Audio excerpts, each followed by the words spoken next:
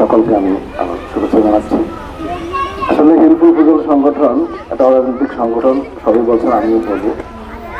আমি ব্যক্তিগতভাবে রাজনীতি করতে পারি, এই অধিকার আমাদের সকলের আছে। কিন্তু আজকে দেখেন, এটা যে অরাজনৈতিক সংগঠন, এটি প্রমাণ মিলে এখানে সকল দলের নেতাকর্মী কিন্তু উপস্থিত আছে। আর যদি একটা সংগঠন ভিত্তিক হইতো, অরাজনৈতিক নয় রাজনৈতিক দলে এক দলের লোকই থাকতো এখানে, হ্যাঁ, এটি আজকে প্রতীয়মান হয় যে আমরা অরাজনৈতিক প্রতিষ্ঠান।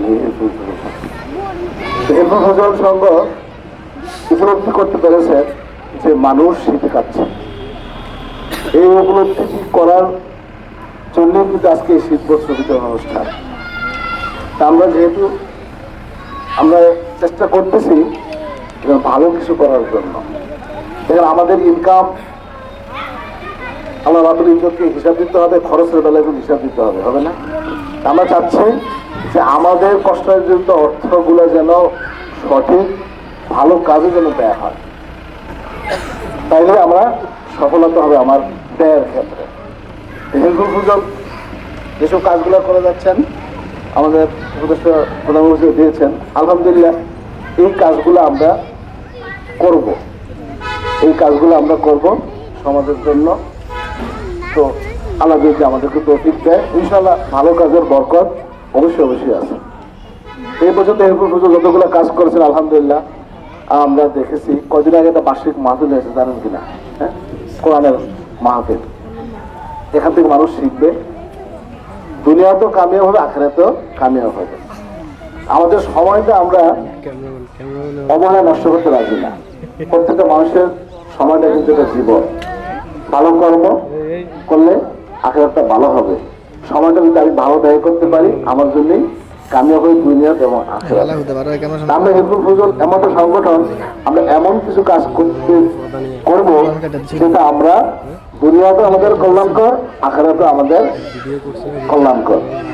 সুতরাং আমরা এই মন মানসিকতা নিয়ে কিন্তু হিলফুল ফুজল সংঘ আমরা করেছি, এবং আমরা উপদেষ্টা মন্ত্রী যারা আছি আমরা সবাই একমত যে আমরা এলাকাতে ভালো কিছু করব, খারাপ কিছু আমার নিন্দা জানাবো। আমাদের দ্বারা কোনো কিছু খারাপ হবে না ইনশাআল্লাহ। আর আমরা অতিরঞ্জিত কোনো কিছু করবো না। অনেক আছে না অতিরঞ্জিত, আমার কম্পার আছে 100, দাওয়াতে 2000 3000, খালি শো করতেছে। হ্যাঁ, আমরা ওই ধরনের না। আমরা প্রজেক্টে 100 জন, আমরা 80 জন দাওয়াত দিব। আমরা কোনো অতিরঞ্জিত কোনো কিছু আমরা পছন্দ করি না, অতিরঞ্জিতের ভিতরে আমরা নাইও।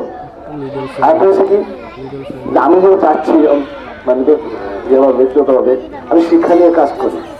যে অঞ্চলটা শিক্ষিত হবে, সেই জাতিটাও শিক্ষিত হবে। আমাদের অঞ্চলটা দেখেন আসলে অশিক্ষিত একটা সমাজ, অশিক্ষিত সমাজ কিন্তু আস্তে আস্তে এখন আমাদের ডেভেলপ করতে হবে। ডেভেলপ করতে হবে না, এখন ইয়ংদের যুগ না। আগে আমাদের প্রধান উপদেষ্টা ছিলেন আমাদের মাস্টার সাহেব, পুরো অসুস্থ, আমরা দোয়া করি। এখন আমরা ইয়ং যুগ, আমাদের মুখ্যমন্ত্রী ভাই আছেন, হ্যাঁ, ইয়ং না? সারা বাংলাদেশে কিন্তু এখন আস্তে আস্তে ইয়ংদের কাছে চলে আসছে না? সুতরাং আমরা যাকে প্রধান উপদেষ্টা বানিয়েছি আলহামদুলিল্লাহ অনেক শক্ত আছে, হ্যাঁ, কাজ করতে পারবেন আপনাদের জন্য, আমরা সহায়তা করবো ইনশাআল্লাহ। তো পরিশেষে সময় কম, আমি আমাদের জন্য দোয়া আছে, আলাদা পরিবারের জন্য দোয়া আছে, হিলফুল ফুজল সংঘের জন্য দোয়া আছে, আমাদের দ্বারা যেন ভালো ভালো কাজগুলো হয়, সমাজে ভালো ভালো কিছু উপকার হয়, এই দোয়া চেয়ে আমি বিদায় নিচ্ছি। আসসালামু আলাইকুম।